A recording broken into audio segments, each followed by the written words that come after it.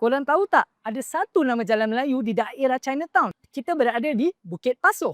Sebenarnya, perkataan Pasuh itu berasal daripada perkataan Melayu, iaitu pasu. Sejarah menceritakan bahawa dulu kawasan Bukit Pasuh ini merupakan tempat membuat pasu dan tempayan, dan namanya kekal hingga ke sekarang. Bila Chinatown mula berkembang pada awal abad ke-20, kawasan ini pula menjadi headquarters kepada pelbagai persatuan suku kaum Cina. Bukit Pasuh pun juga digelarkan sebagai Streets of Clans. Korang nak saya spill the tea tak? Dulu kan, pedagang Cina yang kaya raya sebenarnya menyimpan perubatan simpanan mereka di rumah-rumah persatuan Cina di sini. Maka jalan ini juga digelarkan sebagai Mr. Street.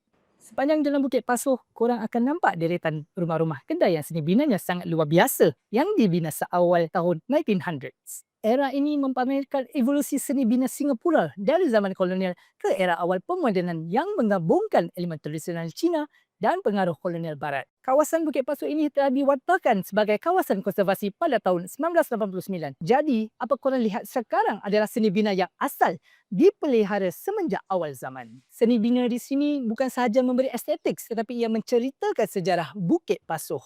Tak sangka pula ada nama jalan Melayu di kawasan Chinatown. Ini menunjukkan identiti Singapura tidak dihadkan pada satu kaum sahaja.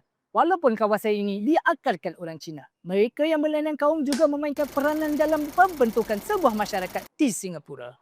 Nak tahu tapak bersejarah yang lain di Singapura? Jangan lupa untuk follow, like dan share OMGXBH.